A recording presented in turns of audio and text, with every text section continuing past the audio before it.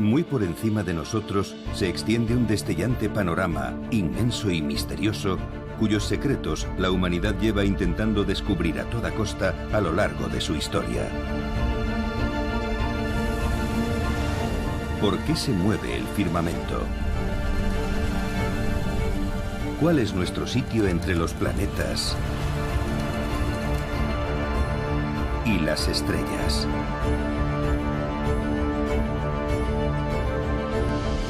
Buscando respuestas a estas preguntas, nos embarcamos en un viaje de descubrimiento durante 2000 años, que va a redefinir nuestro planeta y a sustituir las antiguas leyendas por un nuevo modo de pensar.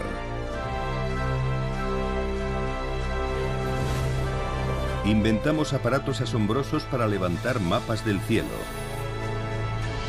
Y unos pocos lo arriesgaron todo para descubrir nuestro verdadero lugar en el universo.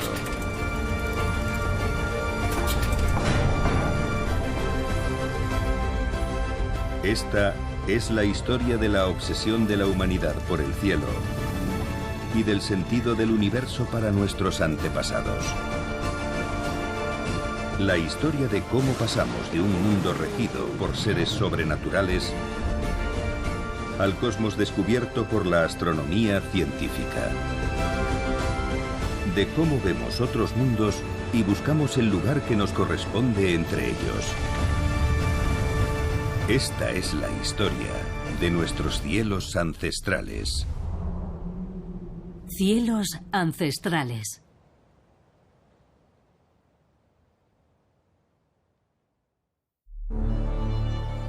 Descubrir el centro. Desde el principio de los tiempos, hemos inventado historias para explicar el origen del universo y cómo funciona. Hemos aprendido a observar los cielos y a marcar el paso del tiempo. Cuando el Sol vuelve a elevarse sobre ese punto, sabes que has esperado un año. En definitiva, a mirar hacia el futuro. Pero cuando culturas diferentes comenzaron a poner sus ideas y observaciones en común, empezamos a desentrañar la verdad de nuestras suposiciones sobre la naturaleza del cosmos.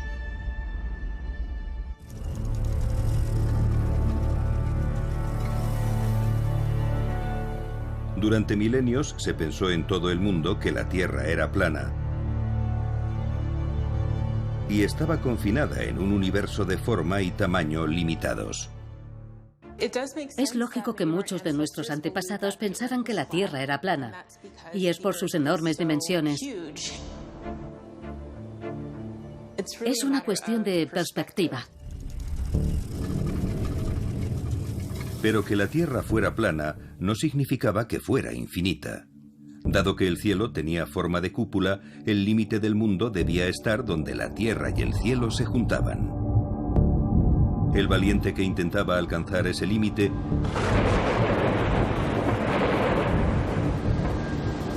se adentraba en lo desconocido.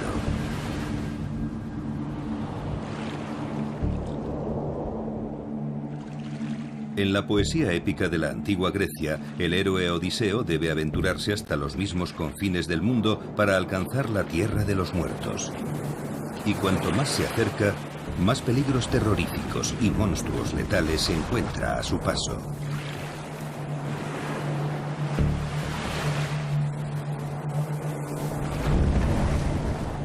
Nos adentramos en el estrecho con gran temor.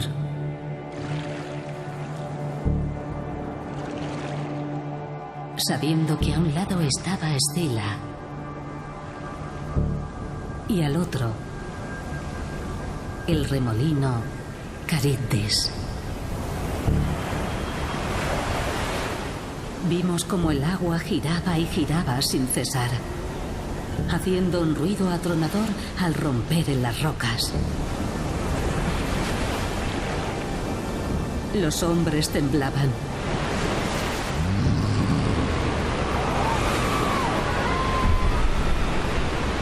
Entonces Escila se abalanzó sobre nosotros y atrapó a mis 6 mejores hombres.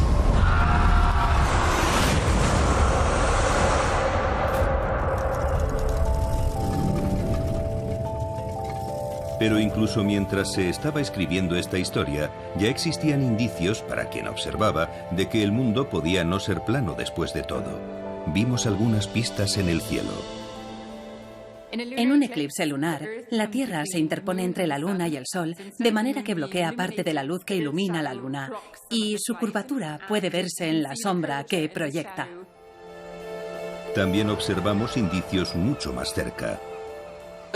Cuando miras el horizonte desde la costa y ves zarpar un barco, no lo pierdes de vista de repente. Ves desaparecer primero el casco en el horizonte y después el mástil. Desde al menos el siglo X a.C., había navegantes haciendo viajes increíbles de miles de kilómetros. Y ninguno había alcanzado el límite del mundo. El historiador griego Heródoto llegó a contar una historia de unos navegantes fenicios que habían circunnavegado África. Aunque para él había una parte de ese relato que no era creíble. Según los navegantes, cuando la flota rodeó África en dirección oeste, ocurrió algo excepcional. El sol estaba a su derecha. Aunque ahora sabemos que debieron cruzar el Ecuador, para Heródoto no tenía ningún sentido. Pero era justo la clase de observación que serviría de argumento a otros griegos de la antigüedad que empezaban a pensar de un modo completamente nuevo. En los inicios de la cultura griega clásica, hacia el año 600 o 500 a.C., está el origen de lo que hoy conocemos como ciencia y filosofía griegas. Es cuando los griegos empiezan a abandonar a sus dioses y diosas para centrarse en el mundo material. No sabemos si hubo algo que pudiera llamarse un momento eureka, pero en el siglo V a.C., esta erupción masiva de ciencia y filosofía en Grecia dio lugar a una redefinición tan drástica de nuestro planeta que incluso hoy algunos tienen dificultades para aceptarla.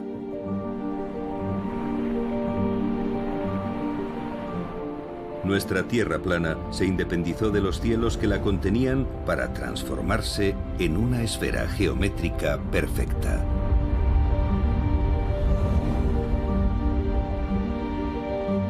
Nuestras ideas sobre el universo seguirían evolucionando, pero ya era incuestionable que la Tierra es redonda.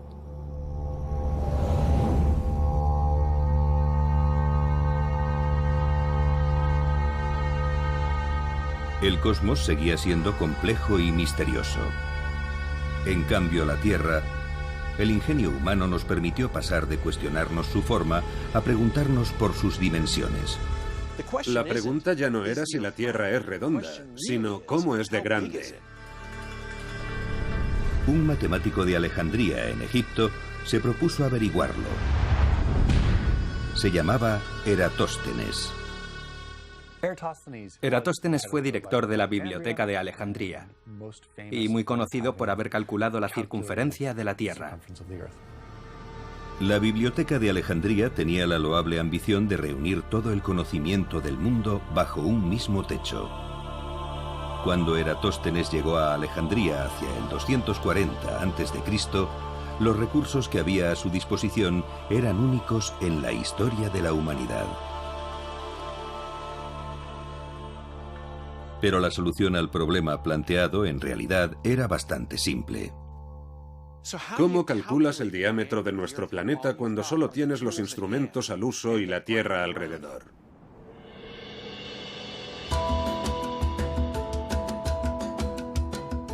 Eratóstenes había oído la historia de que existía un pozo en Siena, la actual Asuán, en Egipto, en el cual, si uno se asomaba determinado día del año, podía ver el sol brillando en el fondo. Él vivía en Alejandría, justo al norte de Siena, y sabía que ese mismo día un palo clavado en el suelo proyectaría una sombra, y caviló que, aplicando simples nociones de geometría, podía calcular la circunferencia de la Tierra usando esa información. Eratóstenes pensó que si clavaba un palo bien recto en el suelo, justo cuando alguien estuviera viendo el sol en el fondo del pozo de Siena, y medía el ángulo formado por la punta del palo y la punta de su sombra en el suelo, ese ángulo tenía que ser el mismo que el formado por el centro de la Tierra con Alejandría y Siena. Eratóstenes calculó que ese ángulo medía unos 7,2 grados. Y con este dato y el de la distancia entre Alejandría y Siena, ya podía calcular el tamaño de la Tierra aplicando la geometría.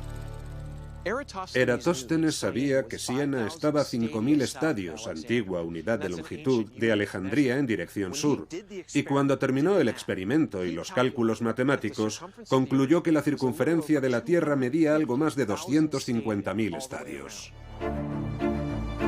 Es decir, unos 46.600 kilómetros.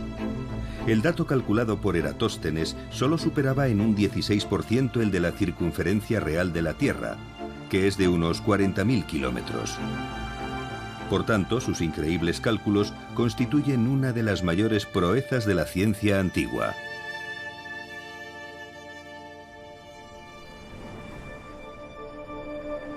Por primera vez en la historia, sabíamos lo grande que era el mundo, aunque la mayor parte de su superficie seguía siendo un completo misterio. A lo largo de los siglos siguientes, las conquistas, el comercio y la expansión del Imperio Romano conectaron países tan distantes como India e Italia. En Alejandría, un erudito llamado Claudio Ptolomeo se propuso hacer el mapa de este nuevo mundo. Por desgracia, no tenía gran cosa para empezar a trabajar. La cartografía era bastante rudimentaria en la antigüedad y relativamente local. Había montones de mapas regionales y se han conservado muy pocos. Ptolomeo encontró la manera de proyectar y desplegar nuestra Tierra esférica en un mapa mundi plano. Sus métodos y datos eran tan acertados que se utilizaron durante más de un milenio. El propio Cristóbal Colón planeó sus viajes a las Américas basándose en el trabajo de Ptolomeo. Pero el gran logro iba a dejar muy pequeña su hazaña de cartografiar la Tierra, un proyecto épico. Cartografiar un firmamento inmenso y en constante movimiento usando el cálculo y la geometría. Y el punto de partida de ese nuevo mapa sería una de las nociones fundamentales de la astronomía antigua.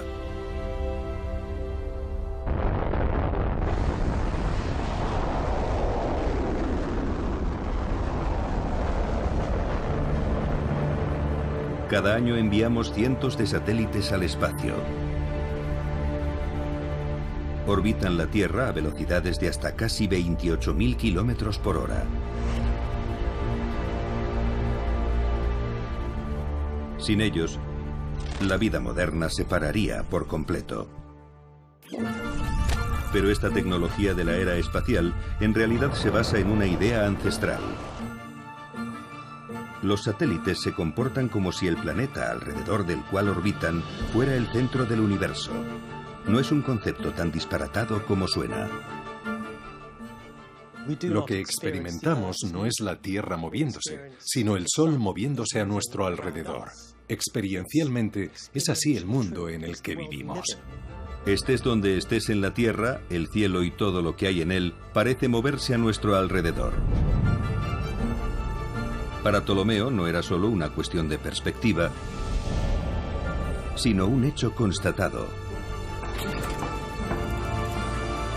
Un universo con la Tierra en el centro. Un pilar fundamental del modelo que iba a definir nuestra noción de los cielos durante los 1500 años siguientes.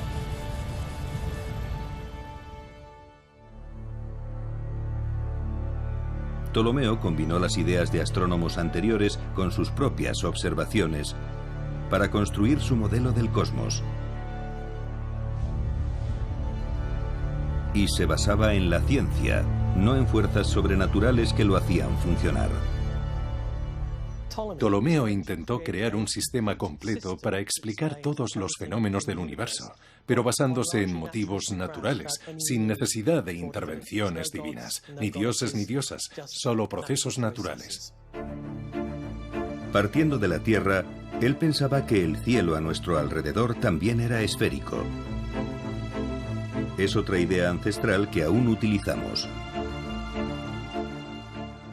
Me encuentro en uno de mis sitios preferidos del planeta, un planetario. Y esto es un modelo del movimiento del cielo.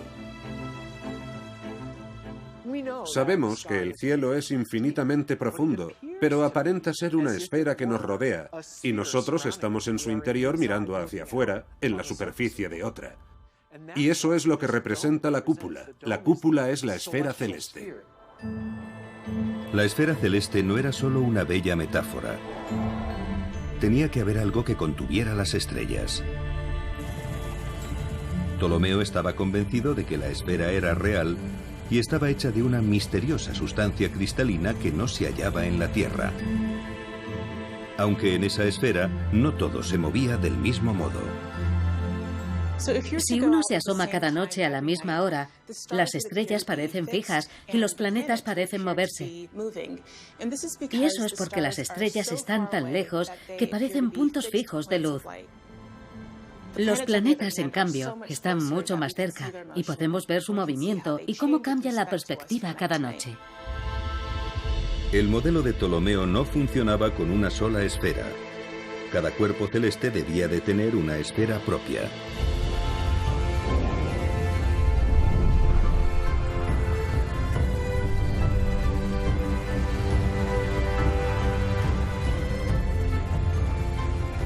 Primero venía la Luna, seguida de Mercurio, Venus, el Sol, Marte, Júpiter y Saturno. Más allá, en los confines del espacio, estarían las estrellas. Ptolomeo combinó siglos de astronomía con matemáticas para demostrar que el movimiento en el firmamento era perfecto, situando el Sol, la Luna y los planetas en órbitas circulares alrededor de la Tierra y asignando un lugar a cada objeto que podíamos ver.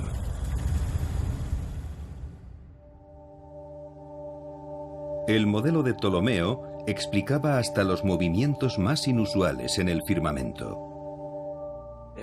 Si solo tienes un movimiento circular y los objetos están integrados en esas esferas, todo tendría que moverse perfecta y definidamente de un modo ordenado.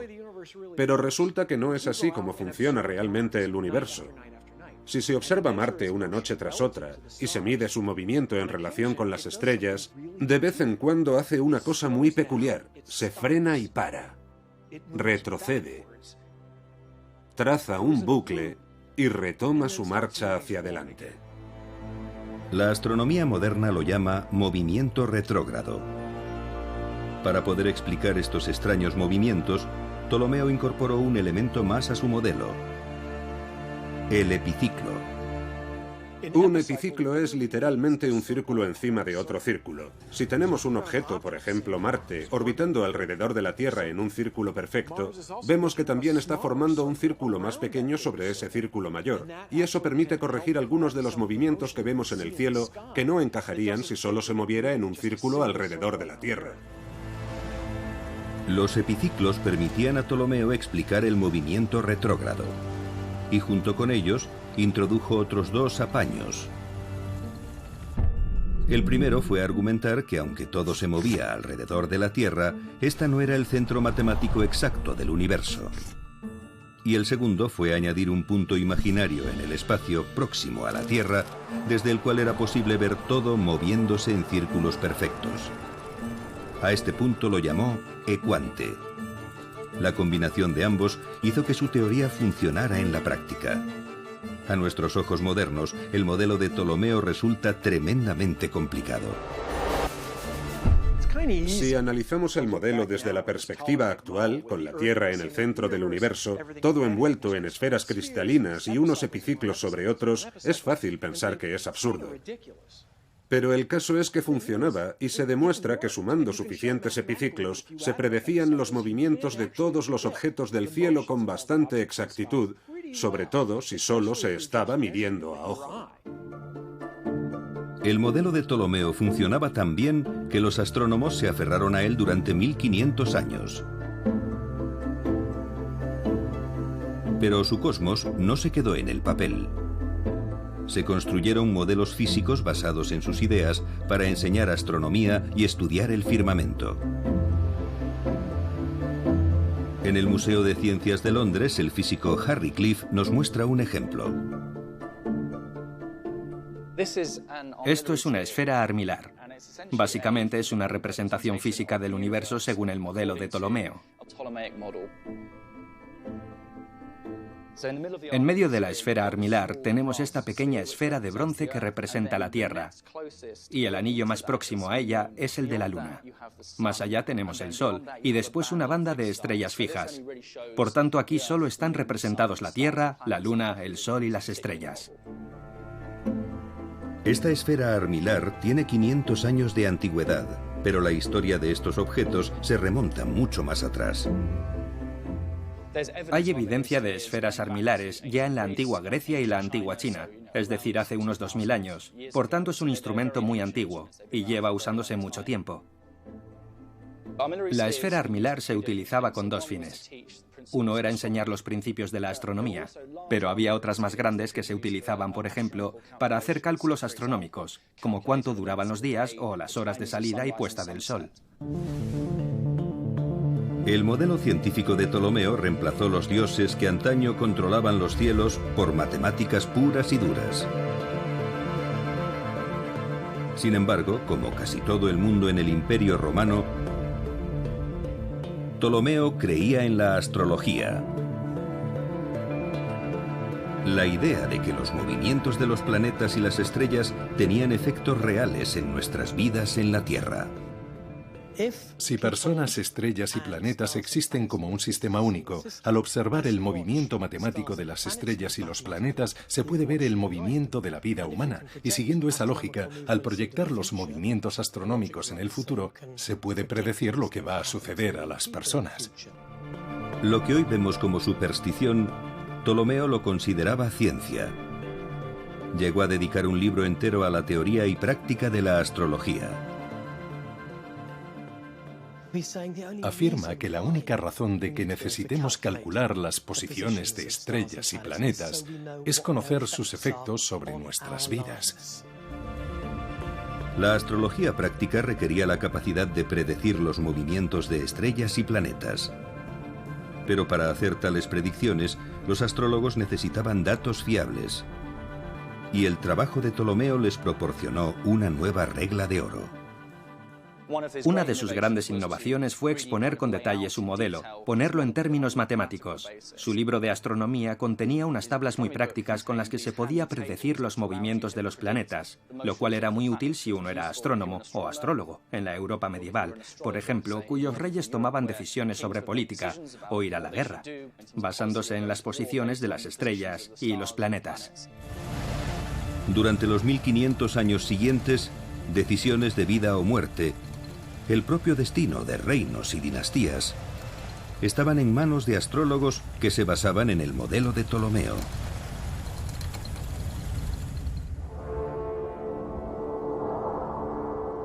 Ptolomeo era ciudadano del vasto imperio romano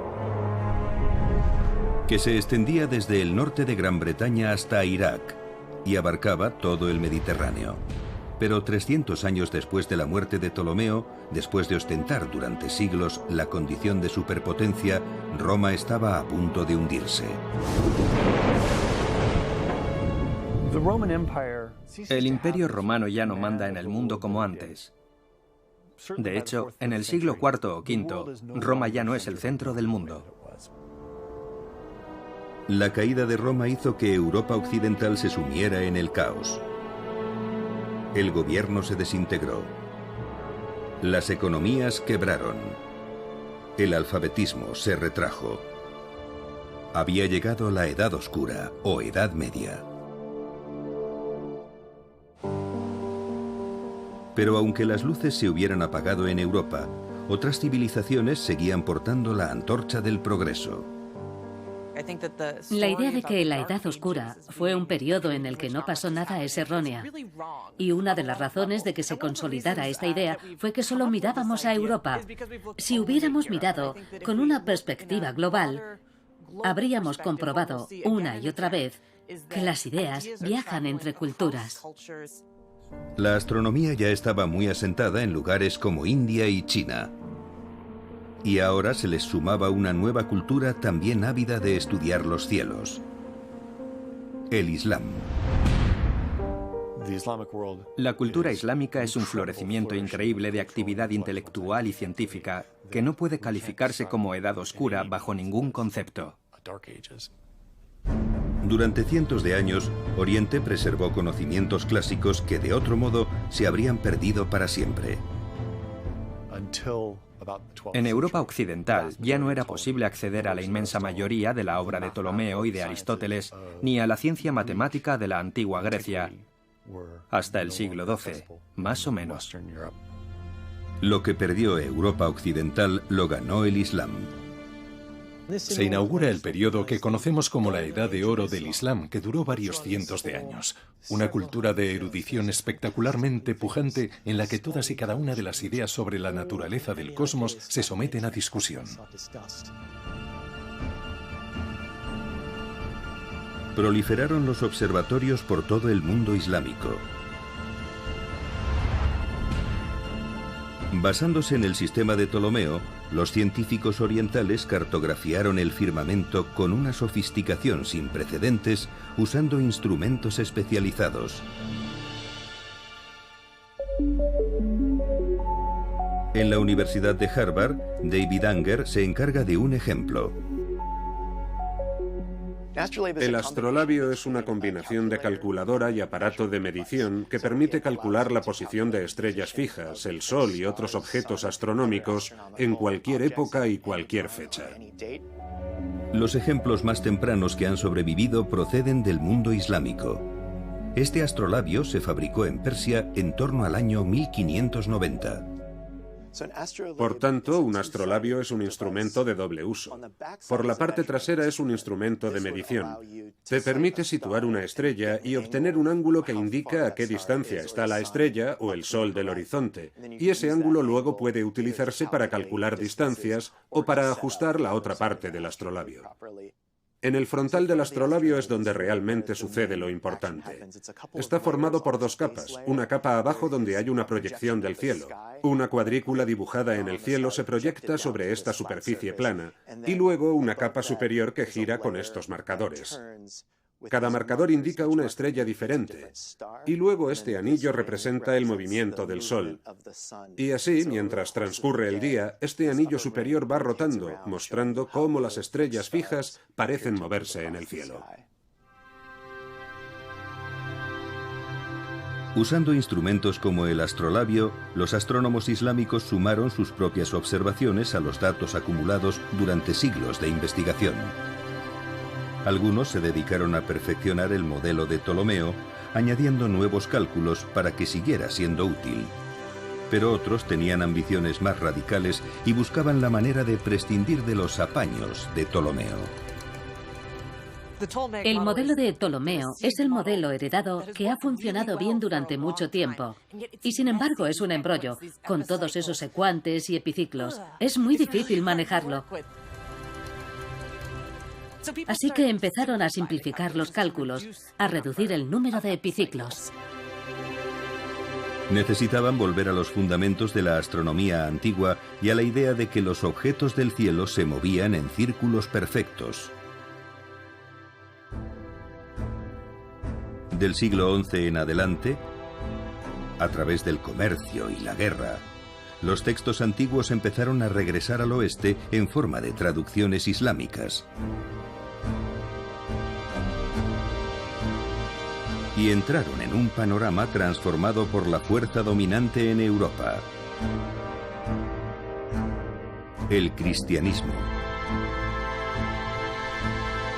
En el campo de la astronomía, aunque hubieran perdido la ciencia de Ptolomeo, su modelo aún resistía, gracias a que, con el paso del tiempo, los cristianos habían encontrado la manera de conciliarlo con sus creencias. En el cosmos cristiano, el factor fundamental es que todo ha sido creado y está regido por Dios. Especialmente en los mapas de la Edad Media, los mapas del mundo, vemos que imaginan a Dios fuera de la esfera de las estrellas fijas. Y, por tanto, conceptualmente, Dios engloba el cosmos. Como el cielo tenía que estar en alguna parte, existía la convención de situarlo más allá del reino de las estrellas. Y si Dios debía tener un lugar físico en el universo, el demonio también debía tener el suyo. El modelo de Ptolomeo ofrecía la solución ideal. El infierno estaría situado en el centro de la Tierra. Para explicar el lugar de Satanás en el cosmos, la Iglesia se remitió a las Escrituras. Hubo una guerra en el cielo. Miguel y sus ángeles se enfrentaron al dragón. Y el dragón luchó, y sus ángeles con él, pero no lograron vencer. Y no había ya lugar para ellos en el cielo. Y fue arrojado el gran dragón.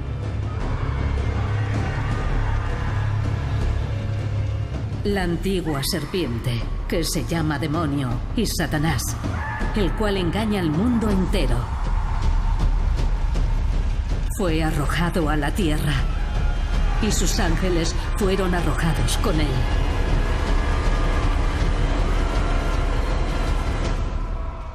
Una vez que Dios y el demonio tuvieron asignados sus respectivos sitios,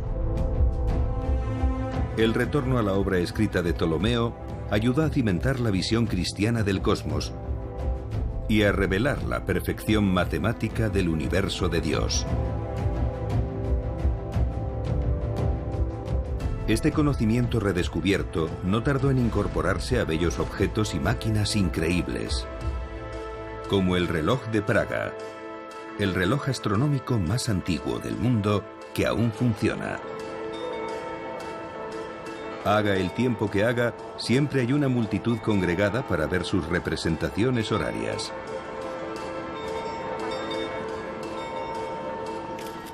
Pero es más que un reloj.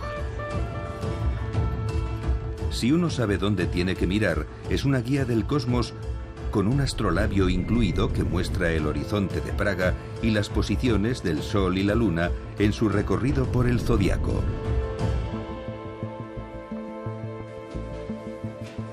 Günther Estmann lleva 30 años dedicado al estudio de los relojes astronómicos.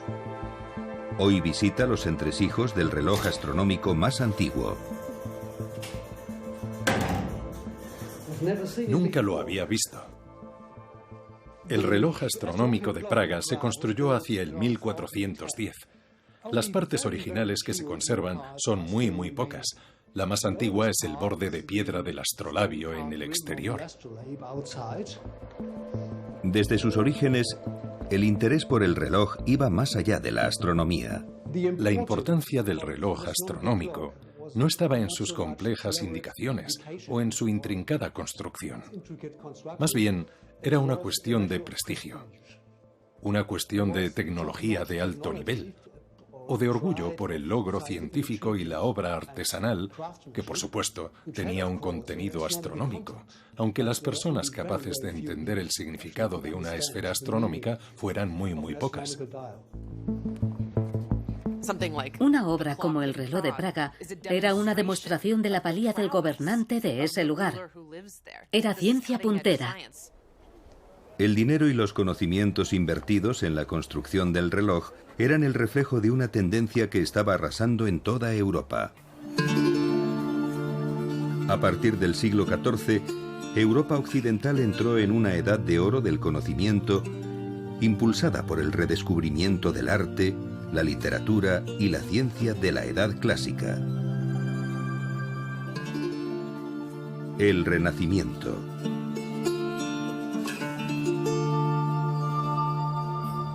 Pero junto al respeto por el pasado, el Renacimiento promovía un nuevo pensamiento radical en el cual podían surgir ideas revolucionarias en los lugares más improbables,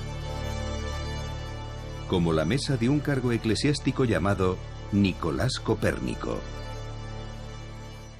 Copérnico viaja a Italia, en parte porque es el corazón de la Europa renacentista y también porque quiere aprender lo más avanzado de sus planteamientos en ciencia.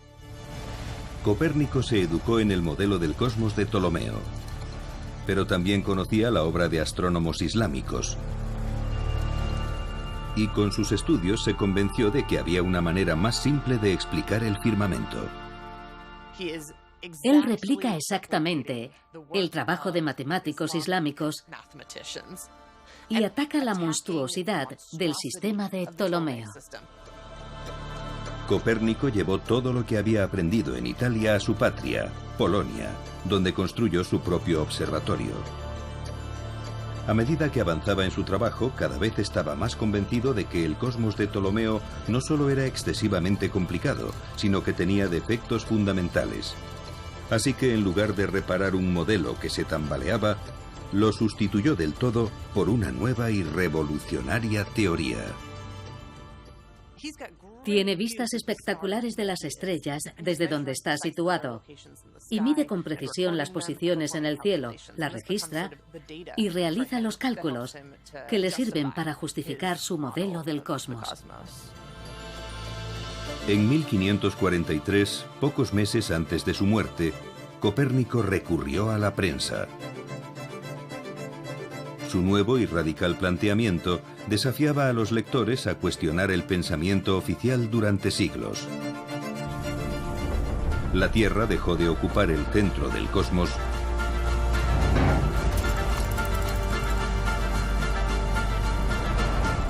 para unirse finalmente al resto de los planetas, trazando una órbita alrededor del destellante núcleo del modelo de Copérnico, el Sol.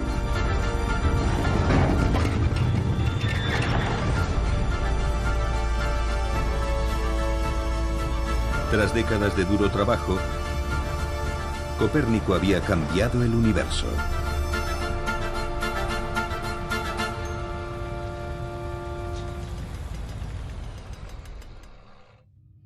Aunque nadie parecía darse cuenta.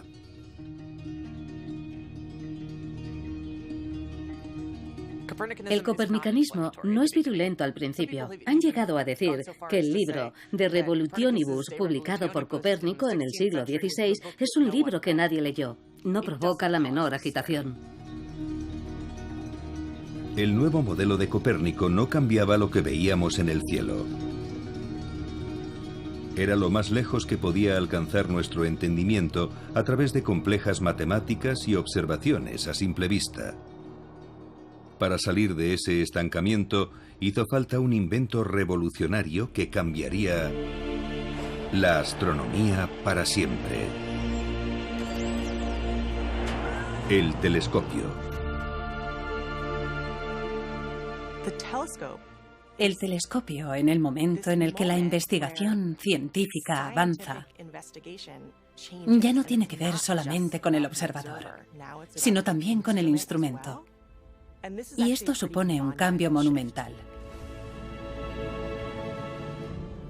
Es el primer instrumento científico que sirve de extensión de los sentidos humanos. Los telescopios han transformado nuestro conocimiento del universo, revelando los distantes secretos del espacio a todo el que se moleste en mirar. Pero el invento que reescribió nuestra comprensión de los cielos había nacido con unas aspiraciones mucho más modestas.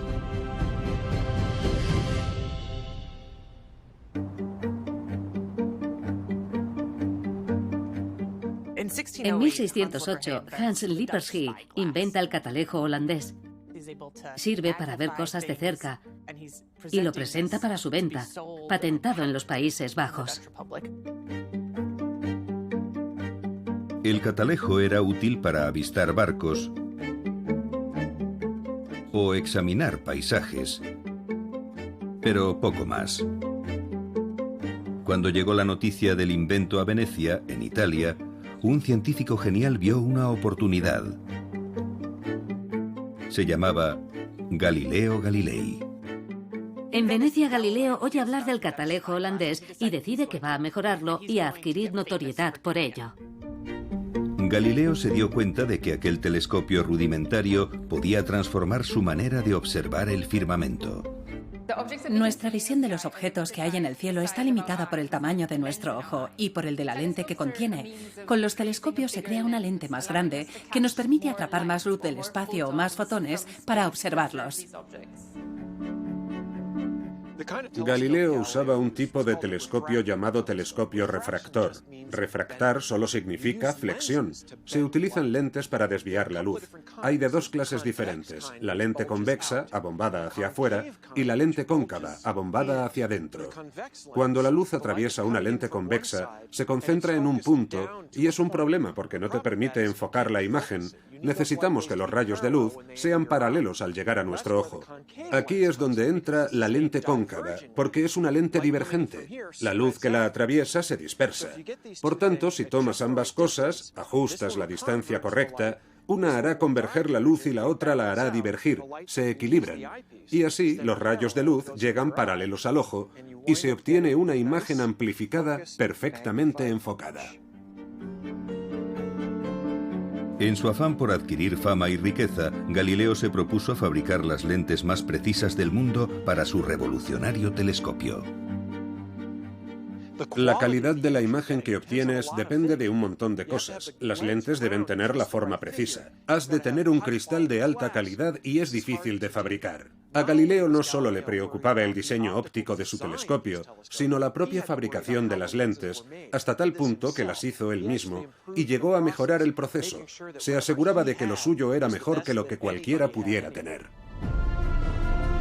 En un año, Galileo construyó un telescopio de 20 aumentos, algo sin precedentes. Dirigido hacia el cielo, nos permitía ver más allá de lo que había visto nunca un ser humano. Y al instante, reveló nuevas verdades sobre nuestro universo. En 1609, Galileo dirige su telescopio al firmamento y empieza a observar muchas cosas. Observa la superficie de la Luna. La Luna que Galileo ve a través de su telescopio no es una esfera perfecta y cristalina. Su superficie contiene montañas, es abrupta. Observa que la materia de la Luna es parecida a la de la Tierra y piensa que si la materia de la Tierra y la de la Luna fuera la misma, el movimiento funcionaría de manera parecida tanto en el cielo como en la Tierra.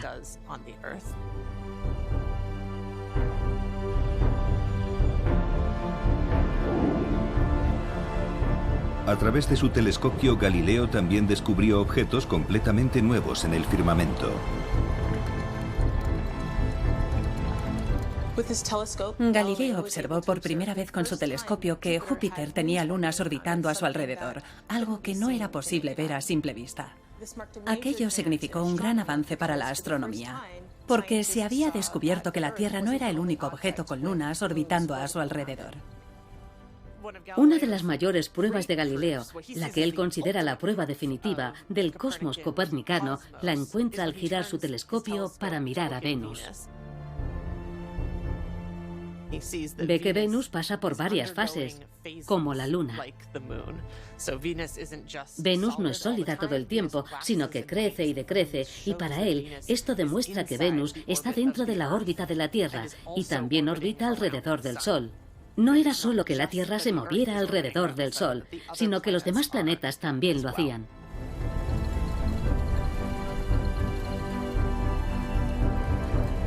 Con su telescopio, Galileo había hecho más descubrimientos que varias generaciones de astrónomos juntas.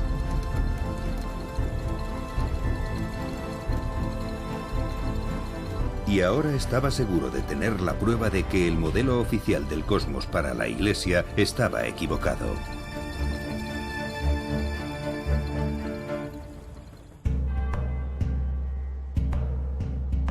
A partir de 1610 empieza a correrse la voz sobre los descubrimientos de Galileo, que le hacen entrar en conflicto con una de las instituciones más poderosas de la historia.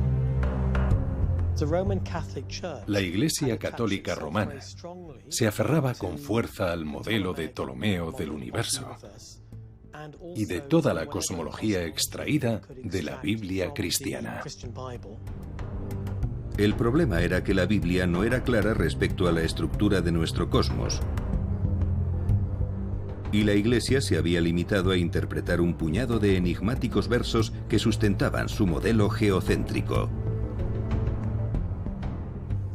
Ciertos pasajes hablan del Sol en posición fija, y eso significa que el Sol normalmente está en movimiento, excepto cuando Dios interviene para pararlo. En lo que se refiere a la Iglesia, esto venía a reforzar su postura de que todo, incluido el Sol, se movía alrededor de la Tierra. Cuestionando este modelo, Galileo también ponía en entredicho la autoridad de la Iglesia y la importancia de la creación de Dios en el cosmos.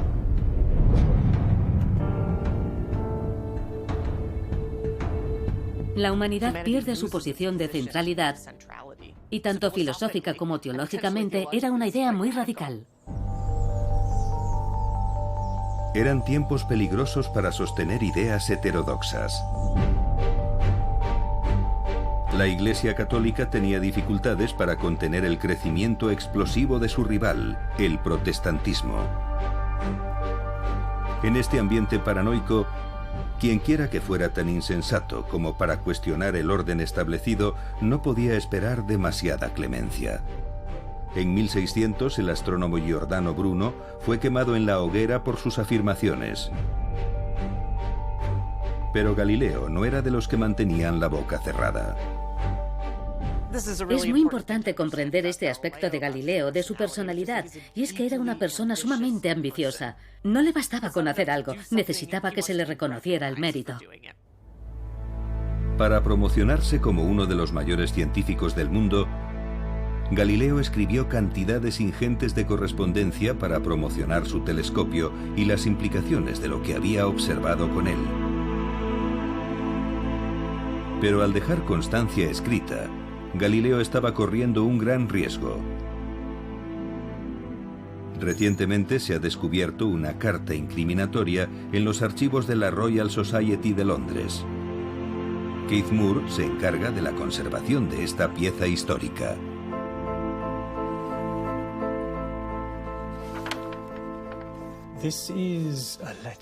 Esta carta fue enviada por Galileo.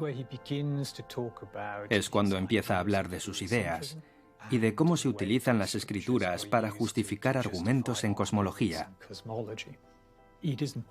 No es específicamente el punto de vista científico, sino la idea de que la Biblia y la interpretación que hacía de ella la Iglesia Católica podía ser errónea. Era para someter a debate ideas científicas, pero en esta carta, Galileo estaba cuestionando la lectura de la Biblia según la Iglesia. En concreto, dice cosas como que no se puede ir a la Biblia y escoger breves pasajes para hablar de ciencia. La ciencia tenía entidad propia. Una copia de la carta llegó a manos de la Inquisición romana. Un tribunal establecido para acabar de raíz con ideas peligrosas y amenazas a la Iglesia por todos los medios necesarios. Ahora Galileo estaba en el punto de mira. Él aseguró que sus detractores habían falsificado sus pruebas y envió a la Inquisición una versión moderada. Nunca se supo si Galileo mentía, hasta hoy. La importancia de esta carta es que atribuye a Galileo la responsabilidad de los argumentos que estuvieron circulando de 1613 a 1615. Las tachaduras y correcciones revelan que Galileo la reescribió de forma apresurada. Es un documento importante, porque parece la prueba irrefutable, la constatación, si se quiere, de que en efecto Galileo modificó la carta para hacerla más aceptable a los ojos de la Iglesia Católica. Por esta vez, Galileo salió con un simple tirón de orejas. Pero la Iglesia había reaccionado a la amenaza que representaban las nuevas ideas científicas. Galileo no podía enseñar la teoría de un cosmos centrado en el Sol. Y todos los escritos de Copérnico fueron prohibidos.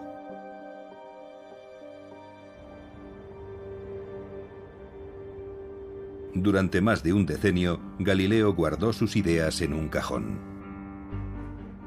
Hasta que Galileo aprovecha lo que considera un golpe de suerte.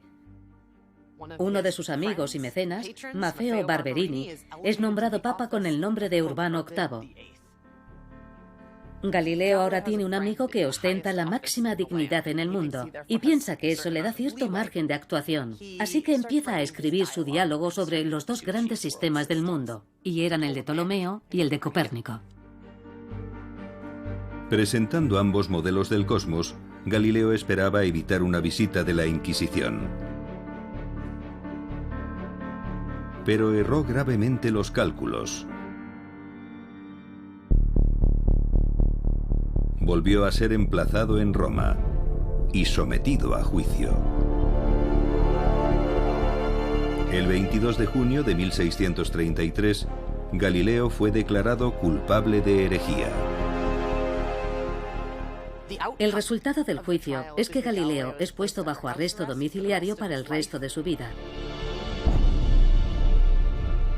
En su villa de Arcetri, con la orden de no volver a publicar ni a escribir sobre el copernicanismo nunca más. La Iglesia Católica mantuvo la prohibición de las teorías heliocéntricas durante casi 200 años.